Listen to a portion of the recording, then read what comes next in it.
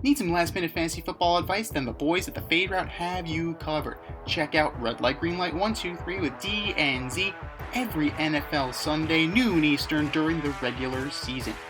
D and I give you our top 1, 2, 3 fantasy starts or green lights, and our top 1, 2, 3 fantasy sits or red lights. That's Red Light, Green Light 1, 2, 3 with D and Z every NFL Sunday, noon Eastern during the regular season. That's Red Light, Green Light 1, 2, 3 with D and Z.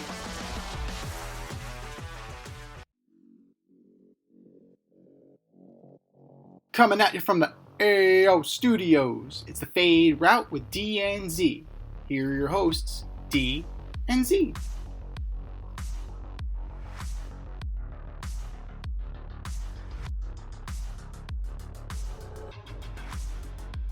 Powered by Riverside FM. Coming at you live from the AO Studio. Hey, yo. It's the Fade Route with D and Z. I am D. We've got a great show for you tonight.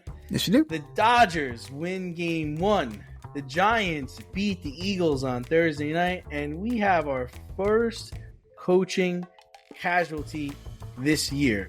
We'll begin today's show with the Yankees. The Mariners are up 2-0 on the Blue Jays in the ALCS. But let's talk about the Yankees getting beat in 4 games by those Jays, who are down 2-0 to the Mariners. 16 years since the last Yankees World Series title, which matches the longest drought in franchise history. So what changes do you see the Yankees making next season? All right, so can I interest you in the team leaders across the board offensively? Batting average, Aaron Judge. Home runs, Aaron Judge. RBIs, Aaron Judge. On base percentage, Aaron Judge. Hits, Aaron Judge. It sounds like you need a lot if Aaron Judge is kind of leading the whole fucking thing. So when you look at who's going to be a free agent, you're talking about Grisham, you're talking about Bellinger, you're talking about Goldschmidt, you're talking about Devin Williams, you're talking about Luke Weaver, you're talking about Ahmed Rosario, and lesser effective players, right? You have Paul Blackburn, goodbye. You know, Tim Hill. I think Goldschmidt's retiring. Goldie is, well, he's 38 years old, so no one would look the other way. Tim Hill's pretty good. Tim Hill is solid. You know, like he was the guy that people were clamoring for last year during the World Series when Aaron Boone went to Nestor Cortez. So there's that. Tim Hill is very effective against lefties, so it's definitely worth it. Ryan Yarbrough was good this year in small doses. Looks like he sells weed outside Yankee Stadium, Tim Hill, though. That's the only problem with Tim Hill. Oh, you know, it's just, it's a side hustle. You know, he's probably just making the league minimum. It's okay. You have to do what you have to do to supplement your income. What the Yankees need to focus on is contact. Contact. Yes, you had all of these home runs. Jazz had a 30-30. Austin Wells almost had a 30 home run season. Yeah, Stanton, who's a bomber. Jazz in a walk here. So, you know, you have all these bombers, right? You literally the Bronx Bombers. But what else do you have? What else is there, right? You brought in Jose Caballero.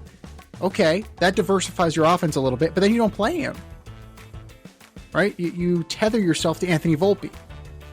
Yeah, they got to make a decision on him, right? Yeah. So is he going to be part of the future, or is he going to be like a buy low candidate for another team? Is he going to be a guy that you flip for a change of scenery guy? Like, I'm just throwing this out there. I don't expect the Yankees to go after him, but like a Luis Robert. Do you flip him to the White Sox as a part of a package for Luis Robert? Is that a need of the New York Yankees? I don't necessarily think so, because I'm not the biggest fan of Luis Robert. But they do need to emphasize contact. Home runs are great, but in the end, you got to be able to get the runner over. You have to be able to hit a fucking single. At some point, you have to be able to hit a single. You have to figure out who is your actual first baseman, who is your catcher, right? Right, Ben Rice, right? So which one is he, though? Is he your first baseman or is he your catcher? Because you had him behind the...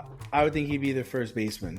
See, here's the thing. I think you'd put him behind the plate. And then what, Bellinger at first? So you either bring back Bellinger to play the outfield, right? But then you free up a spot for Spencer Jones. You let Grisham walk.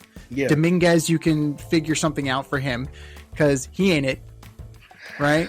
And they prospect hugged him for too long. His value is now not what it used to be. So you can't, you're not going to turn around and deal him for Tarek Skubal, right? In the past, he was one of those untouchable dudes. Now it's Spencer Jones.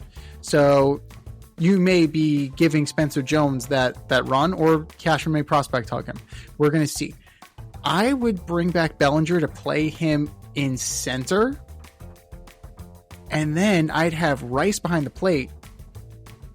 I'd go after Pete Alonso if I'm the Yankees, right? And we were talking about Alonso's number, right? He wants 7 years. He ain't getting 7 years.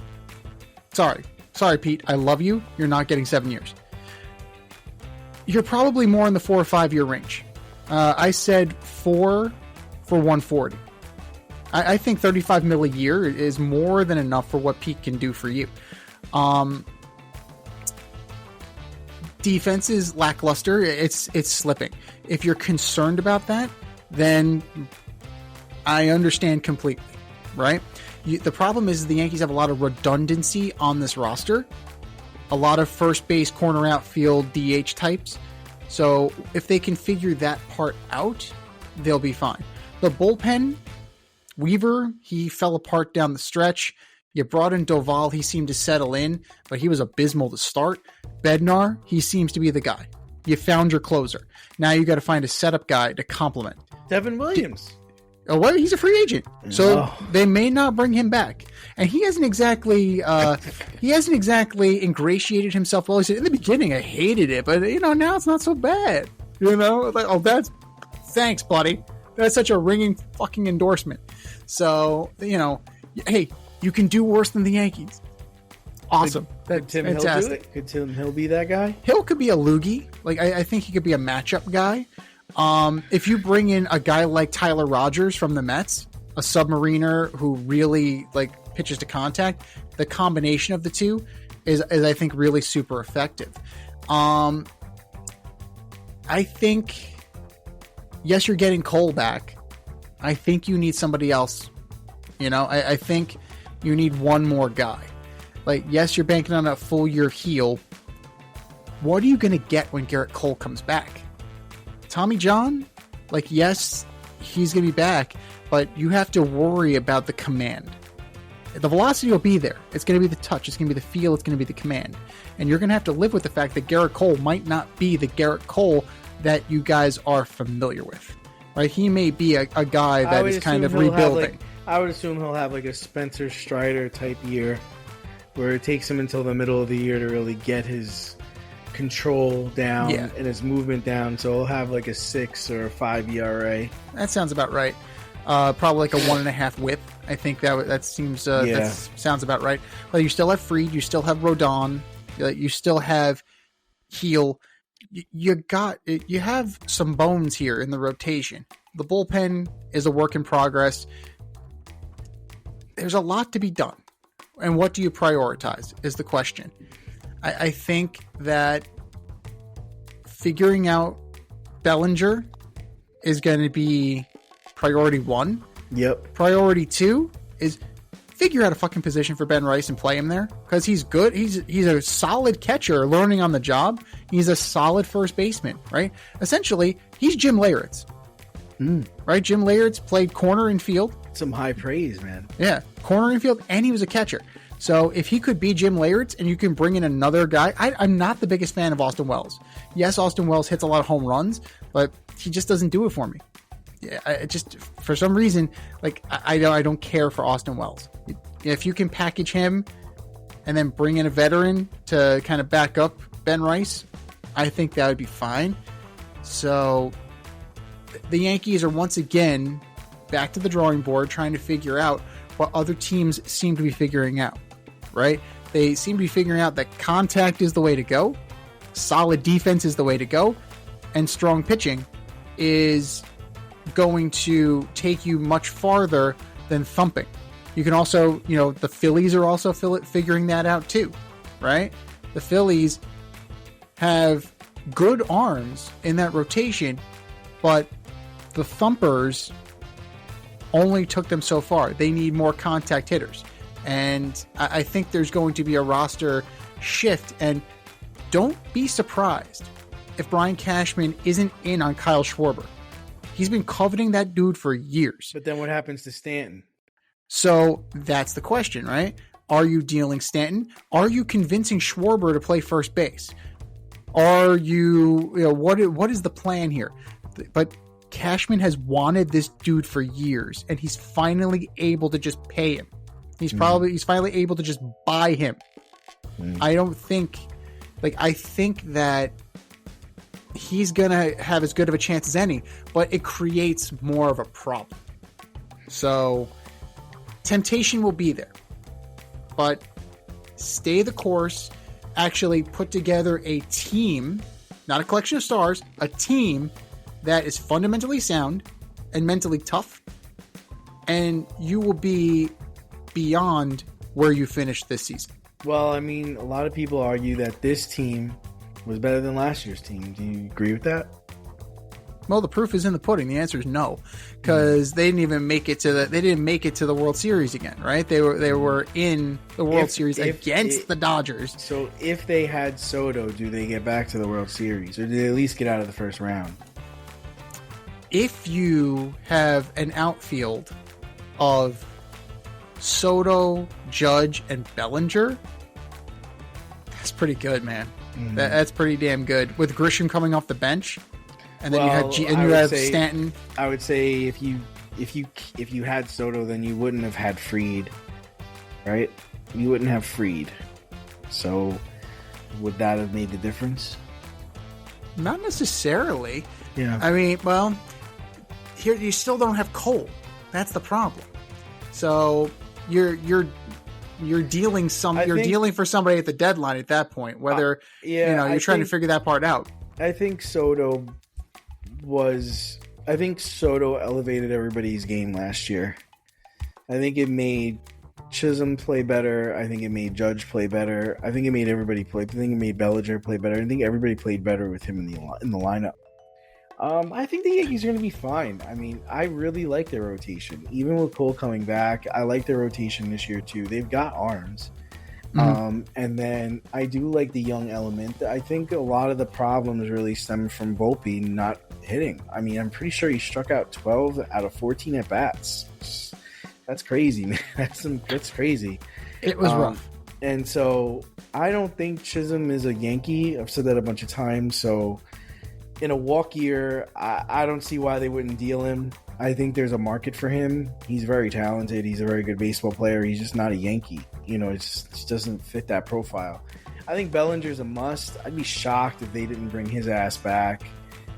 He's so versatile, and he's a good athlete, and he's a good lefty hitter for that ballpark. You know, Stanton's a problem. It's just a problem. I mean, he had a great second half, but he didn't play the whole first part of the year. And how's he going to come in this year or next year? How is he going to come in? Is he going to have to wait till July for him to play? And then what's he going to do? He didn't show up in the postseason. I said he was going to be the X factor. If he played at a high level, they were going to be tough to beat. He didn't show up. If he played like last year's Stanton, absolutely. Yeah. Fuck yeah. And you can't count on that, man. With his double tennis elbow, you can't count on it. And then Wells, I mean, I'm fine with Wells. I like Rice. You know, I thought you didn't even play McMahon, which I didn't understand that part. I thought that was a good pickup too. I think the Yankees are fine. The problem the Yankees are going to have is I would think Boston's going to be better next year. I would think the O's are going to be better next year. The Rays were good. So I think, you know, in a down year for the American League, these other teams are coming. So what's going to be your response? I would assume they do go after Tarek Skubal and whatever it takes. You know, I'm assuming they're going to probably want Rice. And they're going to want Jones. They're going to want Jones. They're going to want Rice, Jones. And what are you going to do? I mean, that would just be incredible, right? That rotation would just be incredible, assuming he stays healthy. And that's a George Steinbrenner move. You know, get the best pitcher available or get the best hitter available. So time will tell. You know, I had them going to the World Series, and I just think that they didn't show up. They just didn't show up. I think that if you're gonna dip in the Skubal market, or heaven forbid the Skeens market, it's going to cost you LaGrange, Jones, or Lombard. So maybe not both Lombard and Jones, one or the other, but definitely LaGrange. You're probably going to have to take either Rice or Dominguez, maybe both, because you're talking about like Skubal, who's going to be the American League Cy Young Award winner, and the National League Cy Young Award winner. That's what we're talking about here. Like these guys are at the top of their game. They're going to command a top flight price. And Brian Cashman is loath to do that. How many times do we have to see him like, oh, Anthony Volpe's untouchable. Oh, Spencer Jones is untouchable. Oh, this guy's untouchable. That guy's untouchable. And he's being enabled by Hal Steinbrenner, right? Because at the end of the day, Hal Steinbrenner, he seems content. He seems absolutely content with filling that ballpark, selling chicken buckets, winning divisions and wild cards, and cashing those playoff checks. He seems quite content with that. He isn't his old man. I think Yankee fans need to come to Jesus and come to the grips with the fact that Hal ain't George. Hal isn't even Hank. Hal isn't Steve Swindle. He's a penny pincher. He's a penny pincher who's bottom line oriented. That's the thing. And he's not going to blow it out of the water, right? He's not going to do that. The only reason 2009 came to be was because they opened Yankee Stadium. That is the only reason why they got Sabathia, Teixeira, and Burnett. It's because they wanted to sell the new stadium. Right. Something to remember. Oh, Jazz has one more year. So he is under Yankee control for one more year. Right, that's what I'm trying to say. This is his walk year. He's going into his walk year. He's going into it, yeah. So that's what I'm saying. You might as well trade him and get something for him, because I don't think you're going to be able to have him and Bellinger. When owning a home, it's important to have heating and cooling professional available when things go wrong. Air Care Technicians is a veteran-owned HVAC company servicing the Westchester area. They are licensed to service, repair, maintenance, and replace all HVAC units. If your unit is not running properly or you would like to improve the air quality in your home, contact Air Care Technicians for a free quote. They offer same-day and emergency services for all of your needs. You can reach them at 914-315-1547. Air Care Technicians, 914-315-1547. So, moving to the National League, where the Dodgers are up 1-0 on the Brewers, and they're up 2-1 currently in Game 2. So, how could the Brew Crew defeat the reigning World Series champs? Well, Bryce Terang can start by stepping into the fucking ball. Slider, back foot slider, just lean into it a little bit. Instead, you jackknife out of the way. Yeah, I know. We're being facetious here. Like, in real time, your instinct is to get out of the way. And umps are watching you close for that. So if you stick your leg out, they probably won't award you first base anyway. So what do they have to do? They have to play Milwaukee Brewer baseball. Where teams get in trouble playing against the Dodgers is that they try to out-Dodger the Dodgers. That doesn't work. Right? What are the Brewers good at? They are the most fundamentally sound team in baseball. That includes the Dodgers. Okay? They do the little things well. They run, they pitch, they hit, they do everything. You want to talk about, batting average. They're near the top. You want to talk about ERA. They're near the top. You want to talk about fielding. They're near the top. The Brewers are a model run organization. Where they don't match up is in name value, right? They're not running out Prince Fielder. They're not running out Jeremy Burnitz. They're not running out Jeff Jenkins. They're not running out, Richie Sexson. You're not running out Paul Molitor. These names from Brewers teams past, right? You're not even running Devin Williams out there. You're not. You're running a bunch of guys out there. But you know what? These guys are really fucking good, and they're really coached up. So Pat Murphy is a fantastic manager, right? Organization top notch, put in place by David Stearns, continued on afterwards, right? The foundation was set by him, and he moved on. Do you have to slug with the Dodgers to beat them? No, you don't. You have to put together solid at-bats, you need to work their pitchers, and you need to get them on their heels. Because like any other team, the Dodgers can make mistakes. Case in point, last night, Sal Frelick robs that ball. It's in midair, catches it. Somehow Teoscar Hernandez gets forced out at home on a ball that was hit essentially over the center field fence and was brought back in by Sal Frelick. A forced play at home. Score that 8-6-2 in your scorecard. Fantastic. So the little things, the attention to detail, and being true to themselves is what could possibly take the Brew Crew to a World Series. I love your optimism, and I'm going to say they have no chance. I understand they had the best record in baseball last year, and that's great. I mean, this year, and that's great. And it's wonderful. But there's just no easy out in this Dodger lineup. I'm watching Freddie Peralta dealing today. He's dealing. Like, his shit is crisp. He's hitting all his spots. He's still down 2-1.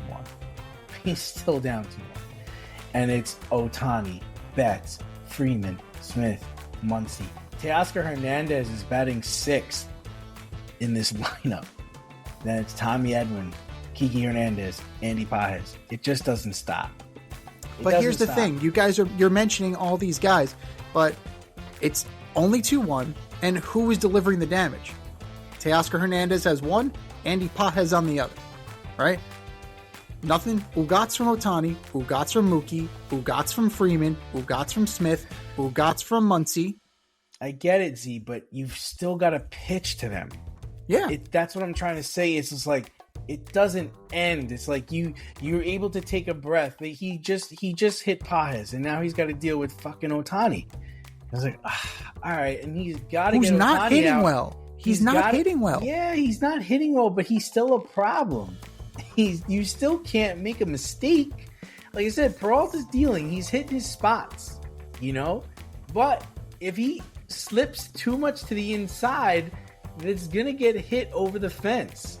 And then if he's lucky enough to get Ohtani out, who you said is not having a good series or not having a good postseason, Mookie Betts is up next. And then if he's able to get Mookie Betts out, then Freddie Freeman's up and Paz is still on first base. Like, it just doesn't end. They don't have that. The Brewers don't have that. The Brewers have areas in their lineup where, like, all right, we can pitch to Andrew Vaughn. We'll be all right. We can pitch to Sal Frelick. We'll get around that guy. Like, there's ways to go through their lineup, and I'm not saying this guy's automatically going to get out, but it's not I can't make a mistake here because then, 6, 7, 8, or, I can't make a mistake here. You struck out Ohtani. Great. Congratulations. You struck him out. Now Mookie Betts is coming to the plate. Oh, fantastic. Can't wait as I've gone through 76 pitches already. So I just think, they can... 76 through 5 is actually really good. Yeah, but it's good. It's good, but like I said, it doesn't end. Like, what's the plan? You're going to pitch Freddie to what? The 9th inning? When's Freddie? How much longer can he go? And who's as long in? as he can. When that person comes in, who are they pitching to? I've said it. We've been talking about it on this podcast all year.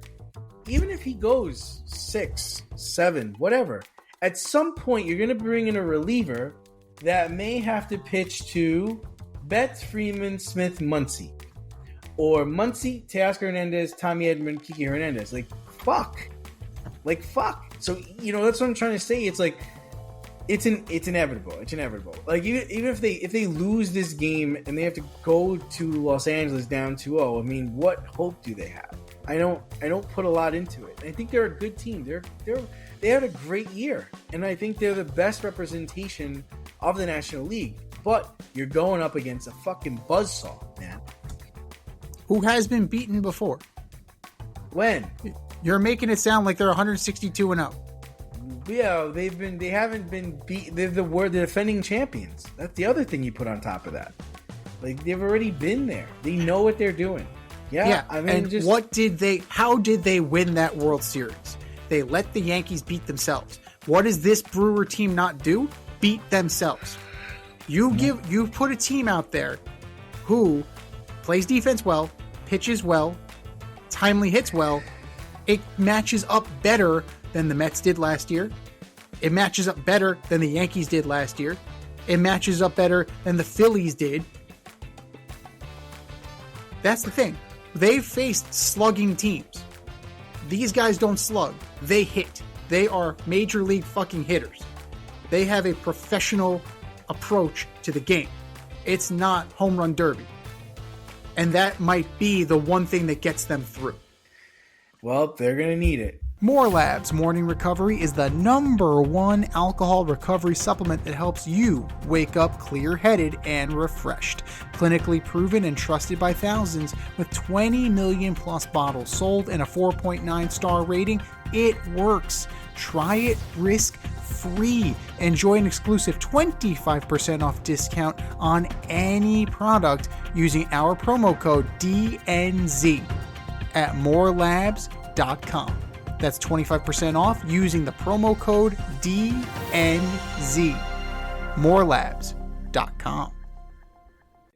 So, moving on to football. The Giants beat the Eagles on Thursday Night Football, where the Eagles looked frustrated, inept, and all out of sorts. Barkley's not getting the ball. They're running the tush-push 3 plays in a row. And wide receivers are frustrated. So what is going on with the Eagles, the team we both thought would make a deep playoff run? They could still make a deep playoff run. This is a blip.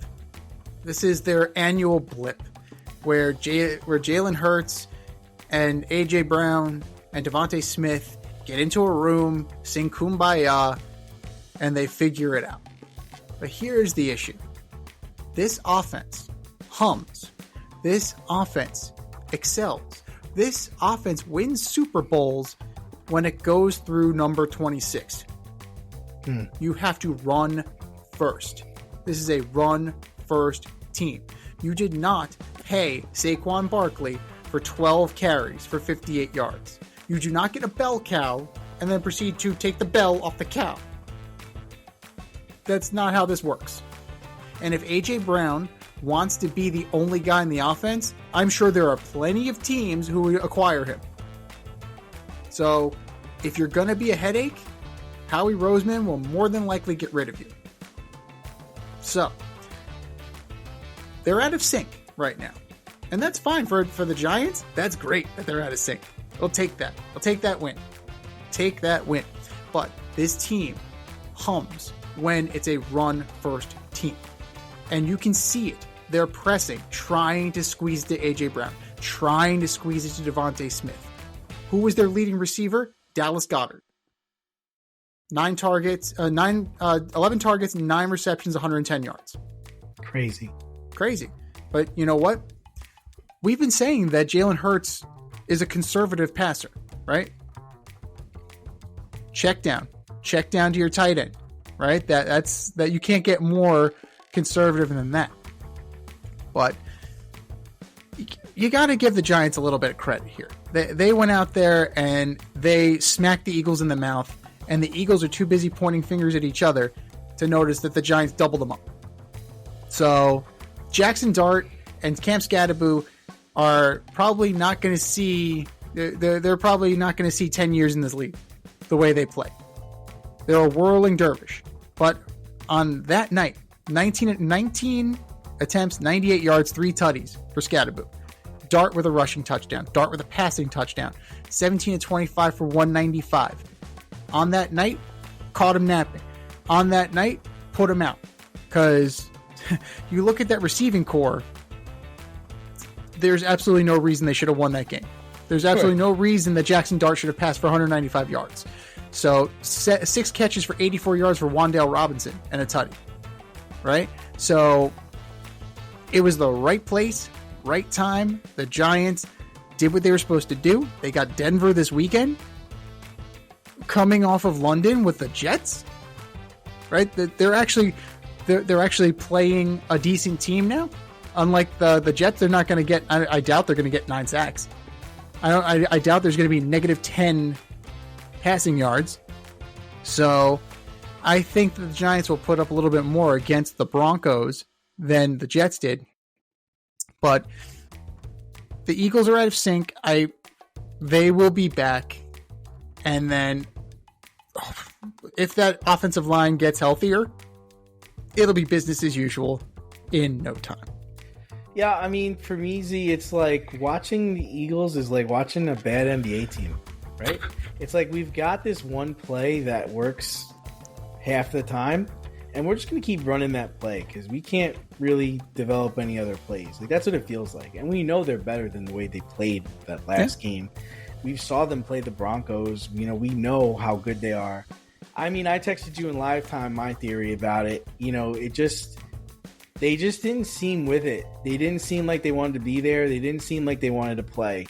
It's almost like they thought they were going to walk over the Giants who had everything to play for. You know, and I'm wondering if, you know, adding that extra game and adding that extra playoff team has made teams look at Thursday Night Football and be like, listen, we just played a tough game against the Rams, especially when you're playing someone in division. We don't have the time or the energy to put together a game plan and be able to put a good product out there. So this is what we're going to run. We're going to run basic stuff, simple stuff, and we're going to do our best. But, you know, we're not going to go out there and kill ourselves because it just, I mean, Cam Scatterboo, the Giants got the ball. I think the Giants got the ball back. They picked off Hurts, and then they got the ball with like 6 or 7 minutes left in the game, and they didn't give the ball back. They just kept running Cam Scatterboo, and it was almost like the Eagles wanted no part of tackling him. And I told you, I think when, you know, I was messaging you, I was like, let's see what happens in 2 weeks. Because what happens in 2 weeks? In 2 weeks, again. The New York Giants are going to Philadelphia. If that's not a 40-3 drubbing by the Eagles, then yeah, there's a problem in Philadelphia. If it's a 40-3 drubbing, then I'm going to really believe that they went out there with like, hey, let's just try not to get hurt. Let's play a solid game. But you know what? We just played a really tough team. We just played a really tough Rams team. Or is it Broncos? It was either the Broncos or the Rams they played. I forget. And then it's like, they lost to the Broncos. Okay, they lost to the Broncos. So they played a really tough Broncos team. It's just like, you know what? We are going to have 10 days to get right. You know, the Broncos are a very good team. The Giants are not a very good team. I'd rather us get it right after this, and then we'll take care of the Giants when they come and play us in 2 weeks. That's the only thing I can think of, because it just was very lazy. At one point, they ran the tush-push 3 plays in a row. Mm-hmm. That's the kind of shit that's going to get the tush-push banned. Because owners going to be like, we're not going to okay this. You can't just run this play 3 plays in a row. Like, what the fuck, guys? Like, come on. Like, you see what I'm saying? It's just, and it's almost like, also I told you there's a betting aspect to it. I mean, who had the Giants winning that game? Come on.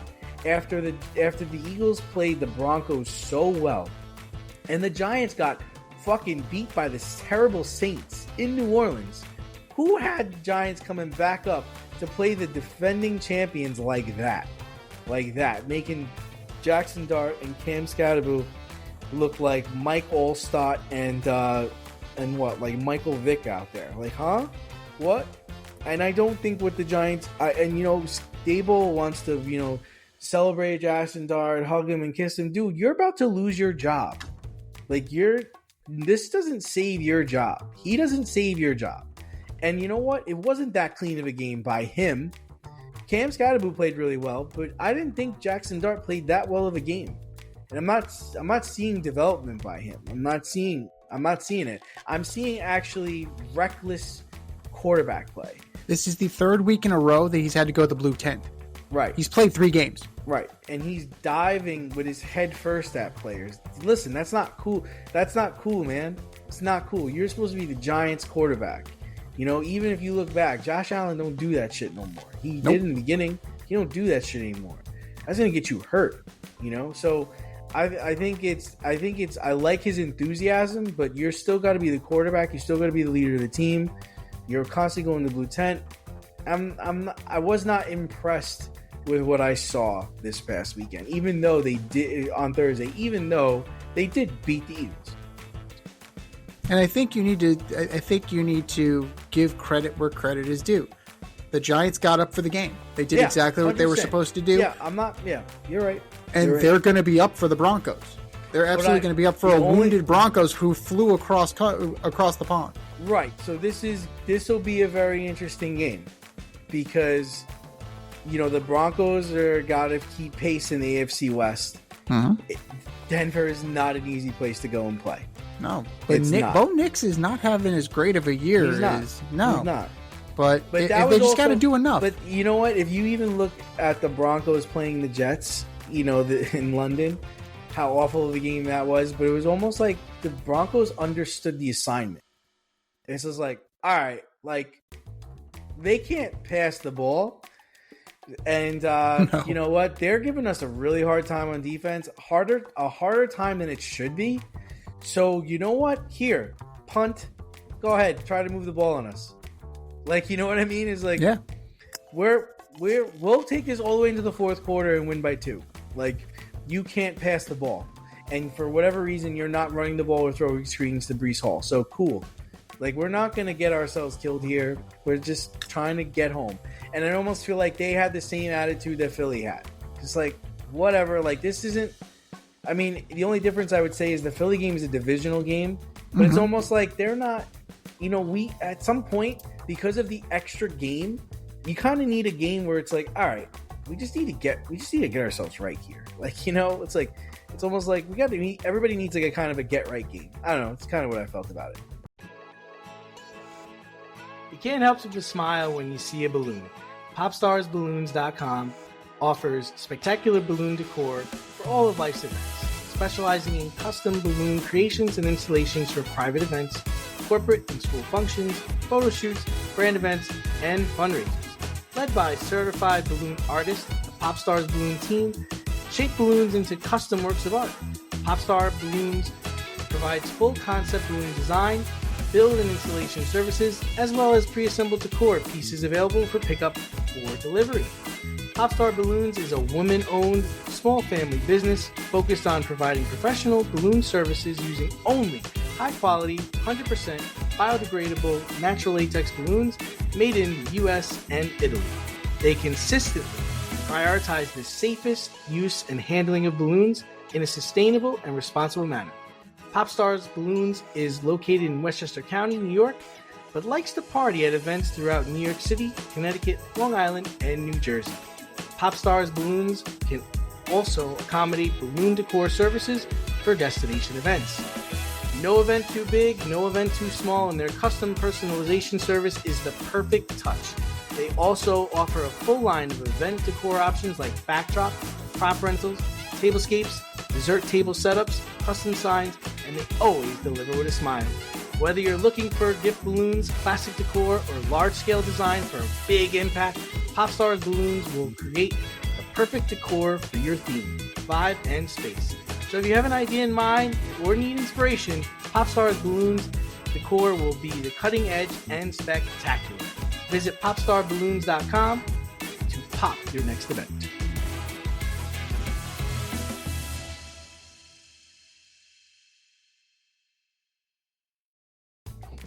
But the Cardinals, Bengals, 49ers, and Ravens all started backup quarterbacks on Sunday. So who looked good and which team has no chance with their backup quarterback? None of them have any chance at the backup quarterback. Next question. But, Brissett had to start in an emergency basis because Kyler Murray couldn't post. Jacoby Brissett is a solid backup quarterback in this league. They lost by 2. They lost by 2. Like, you can do worse than Jacoby Brissett, right? Yeah. You can absolutely do worse than Jacoby Brissett. Joe Flacco, it didn't make sense. It didn't make sense when they did it, and it still doesn't make sense. Tomlin was questioning it today. He's like, I don't understand how a division opponent has a quarterback problem, and you have the solution to that problem, and you give it to them. I don't understand why Joe Flacco is starting for the Bengals this weekend against us. Yeah, can't figure it out for the life of me. Don't get it. Doesn't make a lick of sense whatsoever. Kind of with him on that. I don't really get it. because you signed him and you started him. Yeah. He was your starting quarterback. Yeah. And then you traded him. Meanwhile, he knows your offense. Mm-hmm. He's been running the fucking offense since training camp. Why would you? He knows all the calls. He knows everything. Why would you send him to a division opponent, a person that you will eventually need to pass to win? And it's understandable, right? That in a year where they don't have Joe Burrow, you could actually beat them and get ahead of them. You could with that defense, absolutely. With that defense, yeah. You think Joe Flacco is that bad that he could start for you, but then go play for somebody else and not be a problem? It doesn't make a lick of sense. Does not make a lick of sense whatsoever. And that brings you to Cooper Rush. Cooper Rush is another guy that is in the right circumstance, good for a game stretch, right? He's not there to be a long-term answer. He's not there to be the heir apparent to Lamar Jackson. He can't be. And the Ravens are just god-awful. If you're the Ravens, I just wonder if you just punt on this season. So, because Lamar has been out for 2 weeks. Mm-hmm. They have the bye this week, and then he's going to come back. I mean, are you really going to risk it? I mean, you're still I want to say they've only played one division game, I think. I'm pretty sure that's right. So you're technically in it still, right? Yeah. And what you're chasing the Steelers and Aaron Rodgers, who's 4-1. Wild shit. Yeah. But I just think with his defense though, it's one thing if you were playing lights out defense and you were missing Lamar. Well, that's what I'm trying to say. Isn't it worth it maybe just to punt on this season? Just, you're going to bring Lamar back, and we've seen this happen in the NBA where a player's trying to overcompensate because of a bad muscle or an injury, mm-hmm. and then something worse happens, like an Achilles or an ACL. Like, I just don't think it's smart to kind of bring him back, And I would think about maybe trading Derrick Henry. How about trading Derrick Henry to the New England Patriots? How about that? Because interesting. They kind of need a running back, so give the Ravens Lamondre Stevenson and a 3rd round pick. And you can have Derrick Henry, and he reunites with Mike Vrabel. He reunites with running Vrabel. back. Your team needs a running back. Yep. You don't have one. You think you have 2? You don't have one. You don't have one. And May is very good.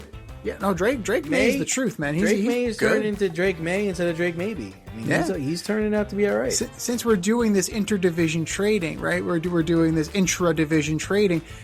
Send Derrick Henry to the Steelers, and he reunites with Arthur Smith. There you go. Like, let's just be generous. If that's what apparently the AFC North is, the division of generosity. I'm just saying, yeah. I mean, I just don't see a path forward. No, is what I'm trying to say. So what that leaves us with is Mac Jones, who looks good.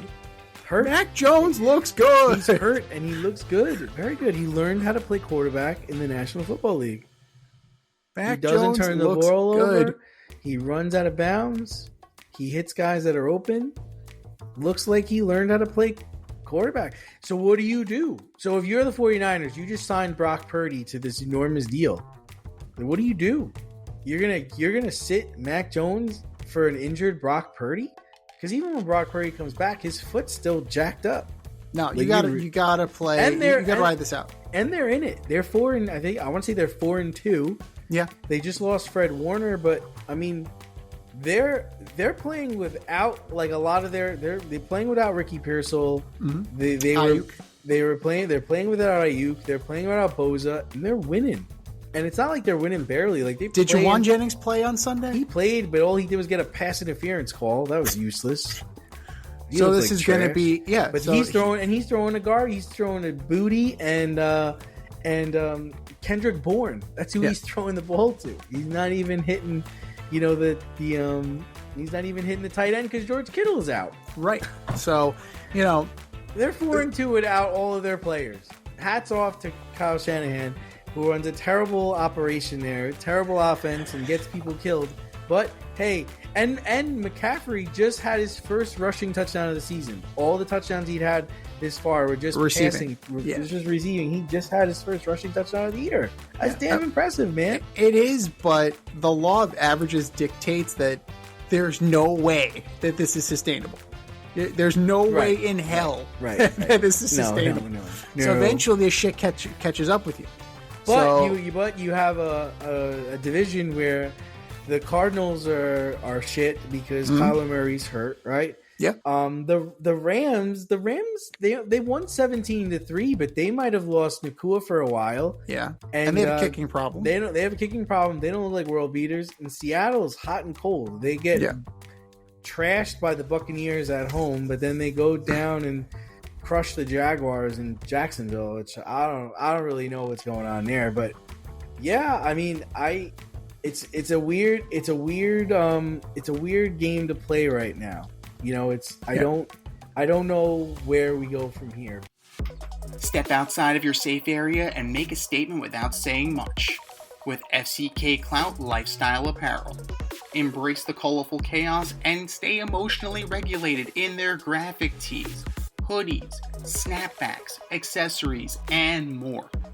Go to fckclout.com today and check out current season and past season merchandise for men and women.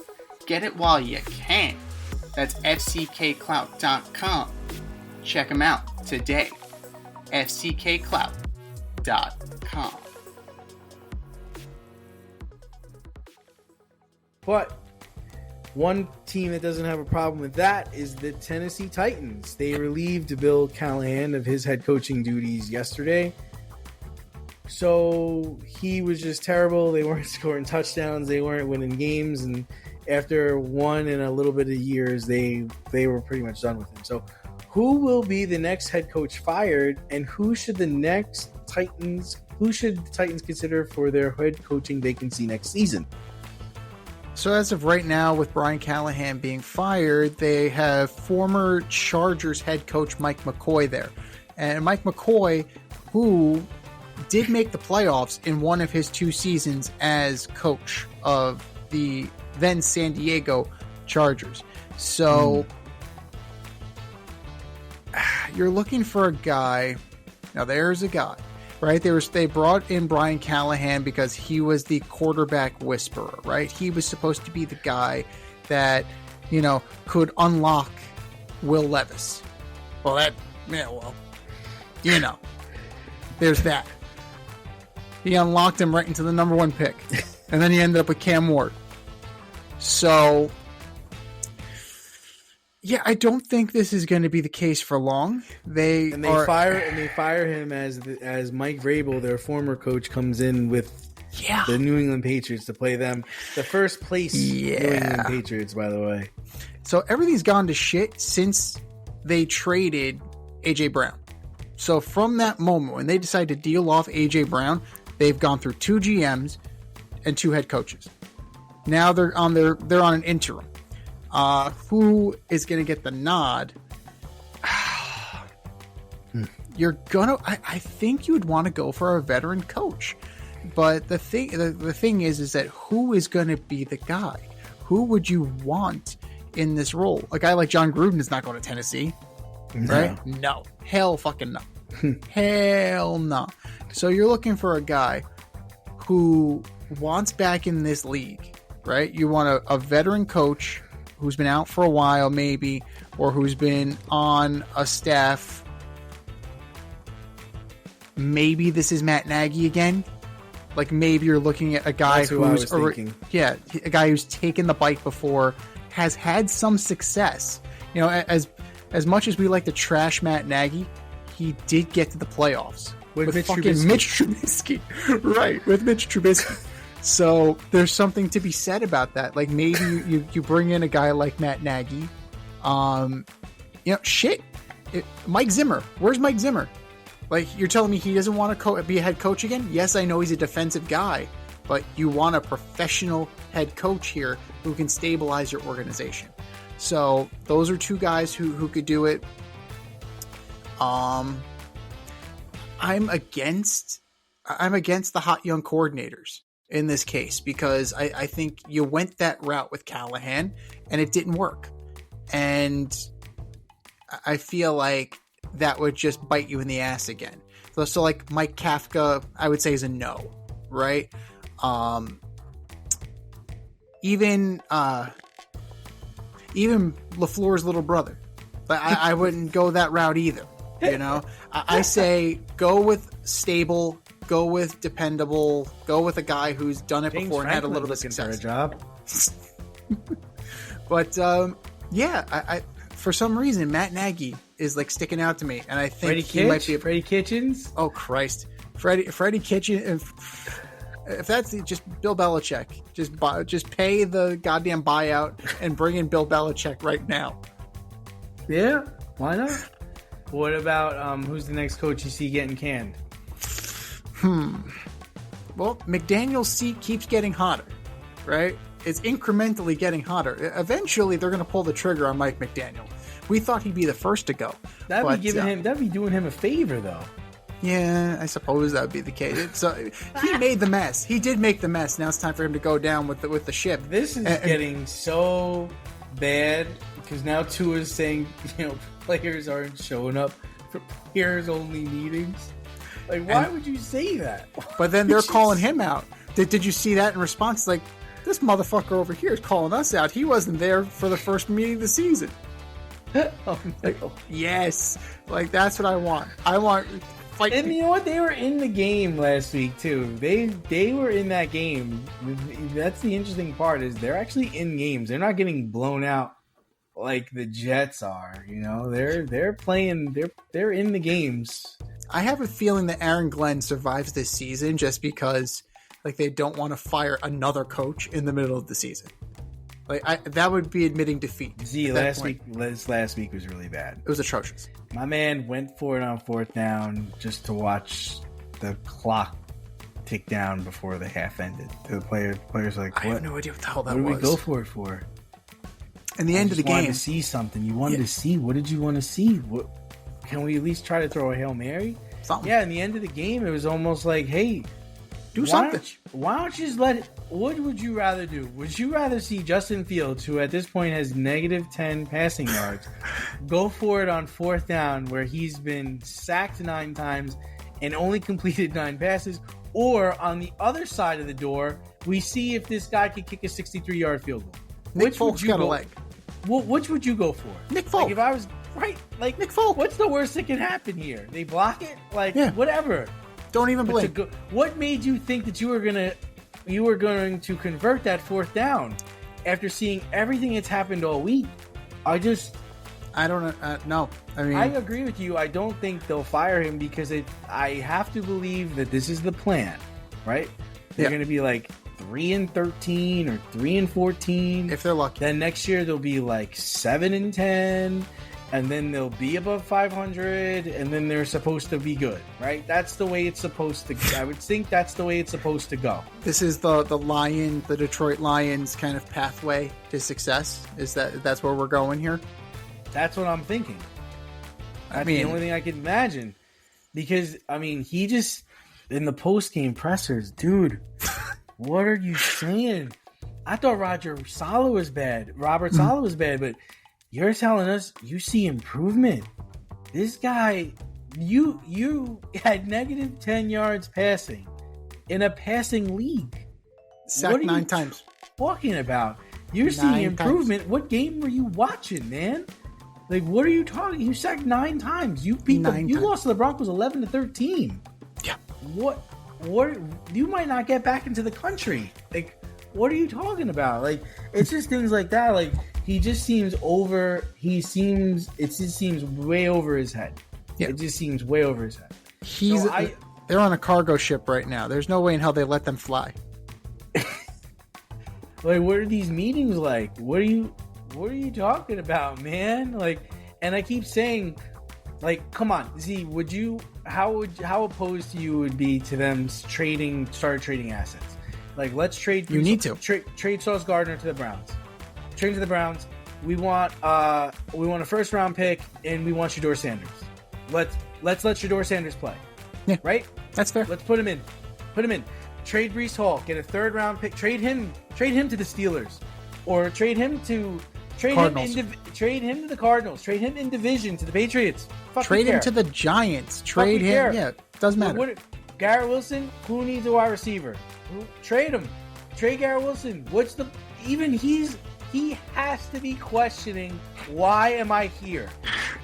And he even got frustrated. He didn't like Aaron Glenn's answer either. So what the fuck are you talking about, coach? Here's the fucked up part. Here's the thing that just crossed my mind. The Steelers need a receiver. Imagine if they get Garrett Wilson. He's doing that shit again. I'm back with Aaron fucking Rodgers. Why? Why would you do this to me? Laren looks okay. Laren looks good. Yeah, but right? That's the worst part. And then that's the thing is like you got this guy telling us that we don't need Aaron Rodgers? What? Aaron Rodgers is 4-1. Turns out you do. Turns out he might have been a good idea. So for me, I would say I think the next coach to go is probably Jonathan Gannon for the Cardinals. Interesting. Just because of the whole thing that happened a couple of weeks ago with Mercado. I think, and they're losing. They're not playing well, and it's almost like, what do you do now with Kyler Murray? Is it time to move on from him? Which I think it is, right? And he's the second baseman. You're not winning championships with Kyler Murray, man. If you get a top 5 pick, you can get another quarterback. You don't need this guy, So I would say Jonathan Gannon would be my pick, and then as far as who I think, I do think Mac Jones is playing well. I wouldn't give the ball back to Purdy. Too bad, so sad. I wouldn't. And I think as far as, people playing badly, I think Cooper Rush is pretty bad. Joe Flacco, oh man. I mean, he's playing the Steelers this week on Thursday, short week. Good Lord. Yeah, Good Lord. The Icy Hot Bowl. Flacco versus Aaron Rodgers. Jesus Christ. I mean, one guy who you might have to take into account who might be on a warmer seat might be DeMeco Ryans, but as kind of like an outside the box kind of situation, they have not lived up to expectations. So depending on what the owner wants to do, I can see where there's a possibility that the owner could end up getting frustrated and moving on from that, because they're 2-3. They're kind of hovering around the division, but they've won back-to-back division titles, and they should be a lot better than they are.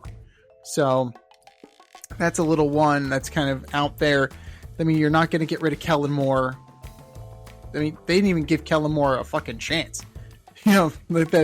With that team, it's like we're gonna build this team to get you the number 1 pick, and then we're gonna see what the hell you're made of. And Spencer Rattler, believe it or not, he's actually delivering the football well.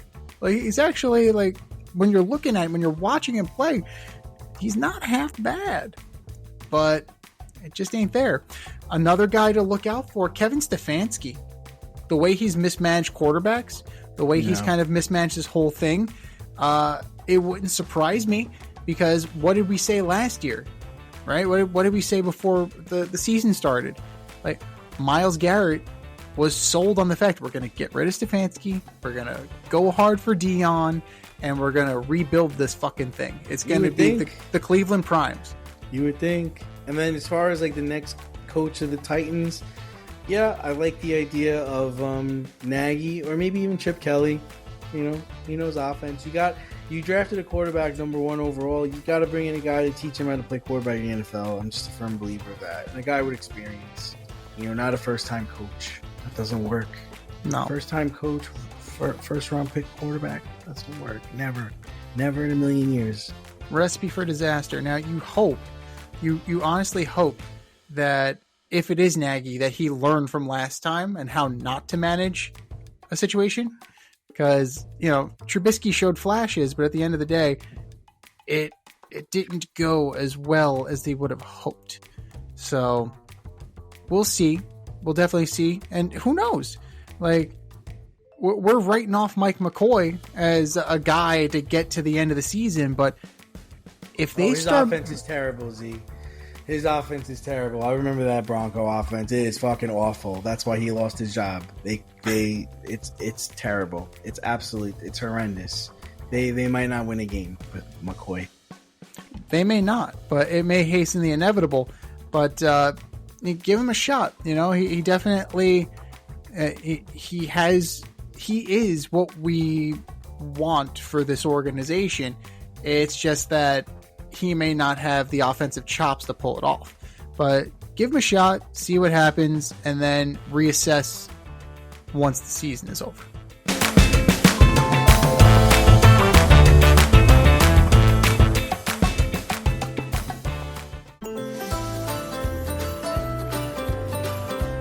Avoid messy accidents. Get better stopping power with your brake pads. Callahan brake pads. You never know when you'll be driving in the road and there will be a truck tire that you need to avoid and save your family. Callahan Auto. We really care about what's under your hood. It's the In Route, where friends of the show get a special segment with us. Want to be part of the action? Want to be the newest member of the In Crowd? Well, you know what to do. Hit us up, faderoutemail@gmail.com, or slide in our DMs on IG at FadeRoutePodcast, or drop us a line on X at FadeRouteDNZ, and you could be next.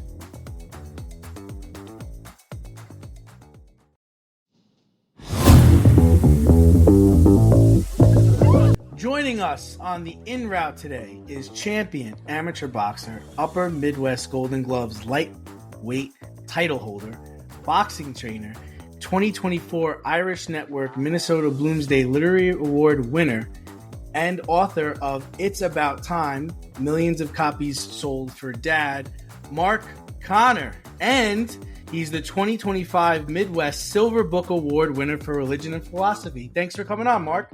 Hey, thank you for having me, guys. I really appreciate it, and I'm very grateful to be here. Mark. All right, we'll start you off with this. The title, It's About Time, carries a powerful double meaning, referencing both the day of your father's death and the long-delayed journey to publishing a book. So how do you navigate such a profound personal grief and the humorous, self-aware acknowledgement of procrastination within that single loaded phrase? Well, I guess the way I incorporate it is that phrase, "It's about time." I mean, what it's really expressing is, at that point in time when I watched my father die, I was looking at him. He was on life support in the hospital bed. I was with my mom, and I'm looking at him and saying to myself, I need more time. This isn't supposed to happen yet. And he's supposed to see me married. He's supposed to see me have kids. He's supposed to see me publish a book. And I hadn't done any of this stuff. And I said to myself, there's no excuse, And we'd had an argument years earlier. He'd said to me, you've reached 40 and you haven't published a book yet. And you say you're a writer. Shouldn't have you published? You've been able to publish maybe 5 books by now, or novels, or something like that. And I was really mad about it. I was angry when he said it to me. But the reason I was angry was more I was angry at myself than at him, because he was absolutely right about that. And one thing he said to me was, why don't you just get something completed, put it out there, and see what happens with it? And then you can be working on something else while you see what happens with that. And he was right about that. And one thing I say at a certain point in the book is my dad was always right.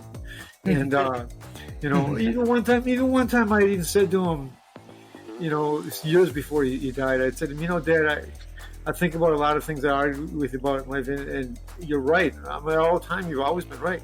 And he just laughed and said, doesn't that just suck? And I laughed and I said, actually, no, it doesn't. It's maybe a little frustrating to realize it, but it's part of being grown up at that point, is realizing that a lot of times when I thought he was too hard on me and not cool enough, and and I couldn't get away with things that other friends of mine got away with. I have friends. I can even tell you, I was trying to be a tough guy and hang around with the 8th graders when I was in 7th grade, and this one tough guy in the school was over the summer having me go lift weights with him to be a better, to be stronger in boxing the next year, and I was complaining to him and a friend of his one time about my dad and his day, and his friend said, shut up, man. You're always talking about your dad, and he sounds like he's a pretty good guy. Oh, wow. Stuff like that. And so, I mean, but and then in terms of that title, the humor of, saying, hey, it's about time, and the humor of my procrastination in life is, that is a theme that runs through the book, is that, there are things that I haven't gotten done, and it's about time, in the sense that it's about time you get it done, because you've waited too long and it's just stupid not to. And also that, hey man, you don't have that much time in life. You don't know the day or the hour, so time is a really precious thing. And I kind of tackle that, or I explore that whole concept in the book throughout, I think. Yeah, and like two things I'll say about that is, first of all, it's not easy to publish a book. It's also, getting it out there and hearing people criticize something you worked really hard on, which could be really tough to deal with. But the other thing I'll say is it's never too late. And I'm glad that, I feel sorry about your father, but in his death, you accomplished it. You got it out there. So, there's something to be proud of there. Yeah. In the poem, The Perfect Metaphor, you state that jazz is the perfect metaphor to describe boxing, focusing on rhythm and improvisation. How does this concept of breaking an opponent's rhythm in the ring translate to your career as a literary, let me get this right, pugilist, and approach to the craft of writing? So, okay, as far as being a writer being similar to being a boxer is concerned, the lifestyle of being a serious writer, it means you have to write all the time, and it's kind of a monastic thing. It's individual, just the same way that boxing is individual. You don't have anyone else to rely on but yourself. Your words are your words, and that's what you're going to be judged by. And so you have to daily write. You have to get your routine going and get that rhythm going. And so the challenge is, with the rest of life, not letting the rest of life break my rhythm. Because sometimes life is beating me in the fight and my rhythm is broken. Right now, I'm kind of shuffling over to a spot where I'm starting to get the rhythm back. But I'm kind of, over the summer, my rhythm has been broken on this. And, I'm starting to get back into it right now to get more momentum in getting more writing accomplished. The other thing is, when it comes to the linguistic style, my writing style is very conversational. It's a lot like the way that I talk. Yeah. And the rhythm, I actually, oftentimes, it's a real subtle thing, kind of a subconscious thing, but sometimes I'll actually see words and see them spelled out as I'm pronouncing them. I'll visualize it, and like I can see the IS, as I'm saying vision, and when I say utilizing, I can see the UI, the UALIZING spelled out sometimes, but I'm not consciously imagining it, right? But in terms of that whole style of writing and everything, there's a musicality to language. There's a rhythm to how we talk, how we write, and it's different for every writer, I'd say. Absolutely, you have a very unique tone, and I think I get what you're saying, because I'm a writer too. I write a lot. I keep a pen and a pad with me wherever I go. And a friend of mine told me a trick is you could also use the notes on your phone. Whenever you have a good idea, write it down, even if it's a phrase, or it could be an idea or a term. So I totally feel where you're coming from on that. Yeah, absolutely. I hope you always do it, man. It's but like the rhythm of life breaks you up, but you've gotta stick to your guns, and you've gotta make time. It's all on you. You make up these barriers in your head, but you could do it. You just got to commit to it. Everybody has the ability to do it. But your identity is deeply rooted in the Catholic and Irish American heritage of St. Paul, which you mention frequently throughout the book. In what ways has his specific cultural and geographical background shaped your voice, the themes you explore, and your overall narrative of your life's journey? Well, I grew up in an environment which was it was a safe environment, but it was a little bit tough too. And it wasn't tough in terms of my life being threatened so much or anything like that, but the kids I grew up with were a little bit rough with sports and everything, and we'd fight a little bit and stuff like that. And then you'd watch the older, I grew up. There are two houses that we had growing up. The first one, our next door neighbors, there were 4 kids, 2 boys and then 2 girls. And there was a girl that was my brother's age, a year older than I was, a girl that was younger than me. But then the 2 boys were, like when I was first grade, the younger one was 3rd and the older one was 4th grade. So each year, anyway, so or maybe they were even a year older than that. But we'd hang around with them. We'd walk up with them to the playground when they'd go there, watch our baseball practices and stuff like that. And we'd watch them get into fights too and stuff like that. We went to the same Catholic school, and the way it was back then. So we're talking about late 70s, early 80s.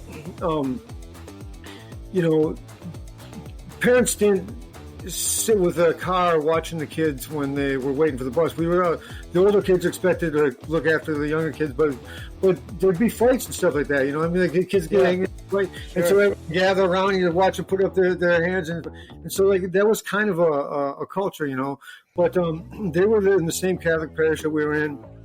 And then like the kids down the street, was the Sullivan family, about four houses down.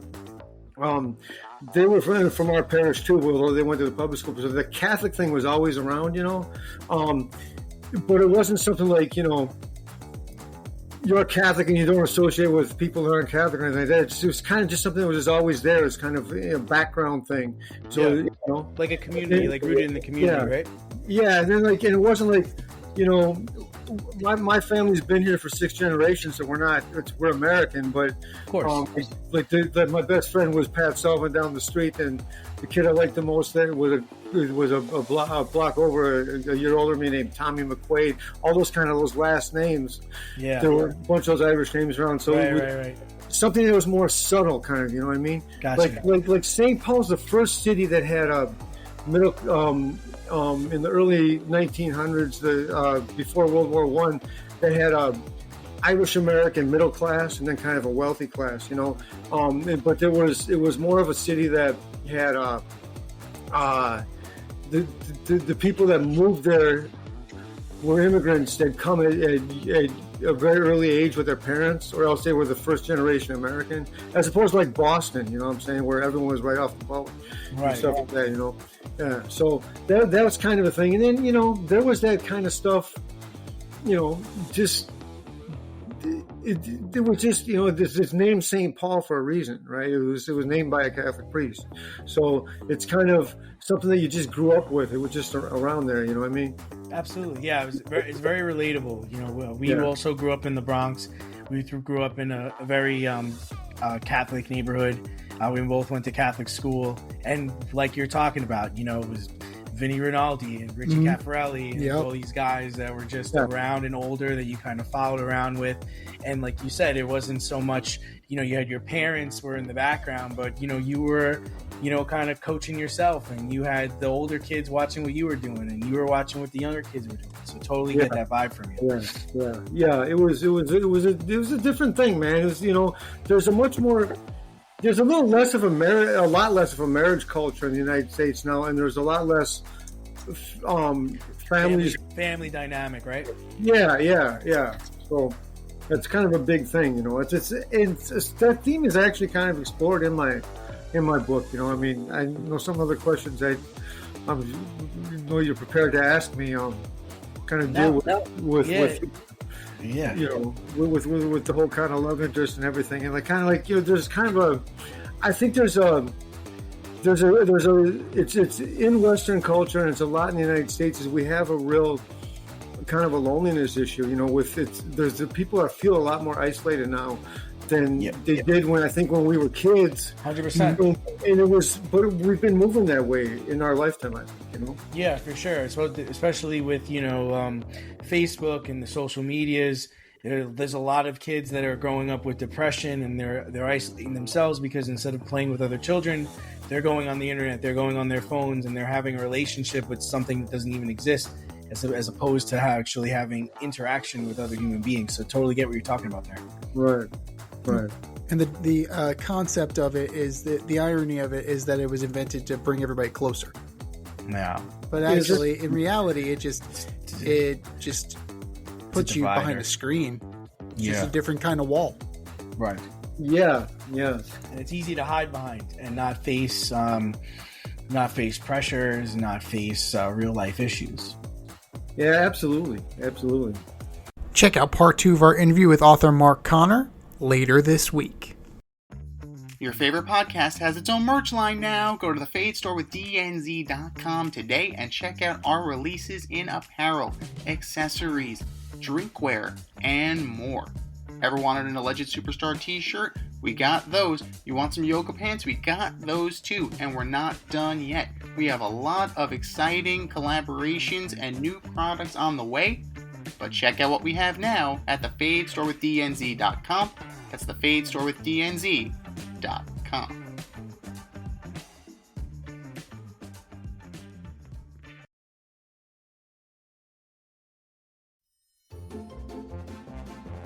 Who's the best of the worst this week in sports?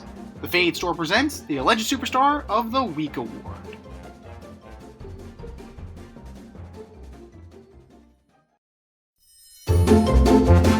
All right, boys and girls, you know what time it is. It's time for the Alleged Superstar of the Week. You know how it goes. We put up a poll on our X account at FadeRouteDNZ and our Instagram poll at FadeRoute Podcast, and you vote, and you vote, and you vote, and you vote. And the winner of said vote gets a shout out on this here show and takes home the coveted Ass Trophy. And do you know who took home the coveted Ass Trophy last week, D? No. Mark Sanchez. That guy? That's that kind crazy of bastard? That's a low hanging fruit right there. That's a no brainer based on what the hell happened in Indianapolis last weekend. But that was last week. This is this week. Who are your nominees for Alleged Superstar of the Week, D? All right, so first up, I've got former head coach of the Penn State Nittany Lions, James Franklin. Oh. Well, I'll change it. It's more of Penn State for firing James Franklin and giving him $50 million to go away. Just because this guy has strung together a couple of tall losses to Oregon, UCLA, Northwestern, I think he's still like 36-8. He still has a really good record, and you're gonna just give him $50 million to go away? Yes. I wish somebody would give me $50 million to go away. Are you kidding me? Penn State, you are my Alleged Superstars of the Week. Number 2, I've got the New York Jets, who went to London. They had negative 10 yards net passing yards. Negative 10 net passing yards. Got that? They had 9 completions. They were also sacked 9 times. Justin Fields is getting $40 million to play quarterback for the New York Jets, and he can't complete. He can't get more than 45 yards passing in a game. They went for it on 4th down, only to let the clock run out after they got the first down. The average sack time for Justin Fields is 4 seconds. He has 4 seconds to throw the ball before he gets sacked. 4.4 seconds. That's more than enough time, dude, to find an open receiver or just throw the damn thing away. New York Jets, you are my Alleged Superstar of the Week. And last but not least, it's the quarterback of the Indianapolis Colts, Anthony Richardson. Oh, yeah.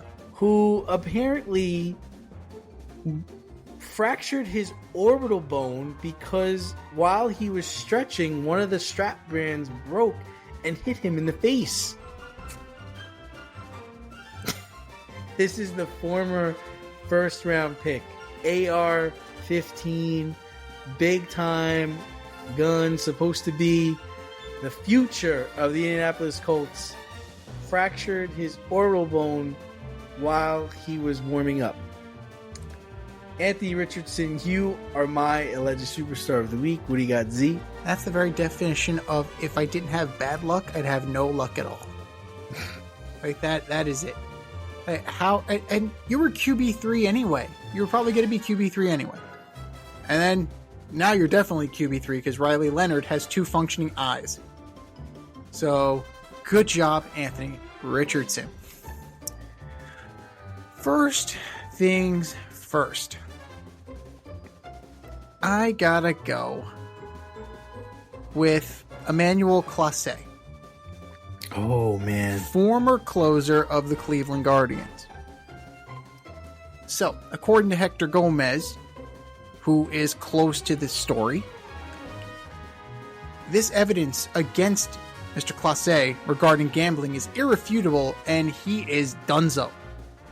He is out there with Henry Mejia on an island, banned from Major League Baseball. You're banning me? You're banned. For life. So, that's, non-competitive pitches. Hope it was worth it. Hope it was worth it to get your friends the hookup with your non-competitive pitches. Emmanuel Clase, you are my alleged superstar of the week. Number 2, the Cleveland Browns. Make the quarterback change to Dylan Gabriel. Trade Joe Flacco. You finally elevate Shedeur Sanders to QB2. Final score, Steelers 23, Browns 9. 9. Dylan Gabriel had 221 passing yards. That's fantastic. How many times did he get in the end zone? 0. Yards are great. Yards are fantastic. But you gotta get in the end zone to score points. Cleveland Browns, you are my alleged superstar of the week. And number 3, I have to go with Brian Branch of the Lions. Yes, the Lions got beat down 30-13 by the Chiefs on Sunday night. But that's not why we're talking about Brian Branch. Post-game, gets into a little bit of a skirmish as Patrick Mahomes is trying to dap him up. And all fucking hell breaks loose. And a fist fight breaks out. Talk about sore loser. Mr. Branch has been suspended 1 game for his role in the fracas, and frankly, you really can't blame the NFL. So, if you're gonna throw punches, you're donezo. But you gotta be able to rein in those emotions, especially after the game. Brian Branch, you are my alleged superstar of the week. An honorable mention goes to New York Giants head coach Brian Daboll in a win. So, yeah, the Giants beat the Eagles, but Brian Daboll is here because he tried to go into the blue tent while Jackson Dart was being evaluated by the independent medical official. Big no-no. Big no-no. You know who else did that? Scatterboo. Scatterboo also tried to go to the blue tent while Jackson Dart was in the blue tent, which is a violation, which could result in a fine. And if it was deemed serious enough, the forfeiture of a draft pick. Really? Yeah. So Wow. according to Mike Florio. So if he fucks this team out of a draft pick because he had to go into the tent and look for his precious Jackson. All because Russell Wilson threw a pass? Yeah. Just because Jameis is there. Jameis dresses. If you really don't want Russ to throw the ball, just call 19. 19, get in. Jameis will do it. No guarantee it'll go to the right team, but Jameis will throw it. Jameis can fucking sling it. But if he cost the Giants a draft That's pick, wild. you gotta fire him. Gotta. That's Non-negotiable. wild. He's gots to go. Brian Daboll, you are my alleged superstar of the week. I think we said our piece. Go to our X account at FadeRouteDNC. Go to our Instagram account at FadeRoutePodcast and vote. And vote, and vote, and vote. And for our nominees. You're better than that. Just do better. Just do better. This has been The Fade Route with D&Z. Thanks for tuning in tonight. Catch our podcast on Wednesday nights on Spotify, iTunes, iHeartRadio, or wherever you listen to your podcast. So until next time, stay fade, everyone. Time for us to run the go route. We'll talk to you next week.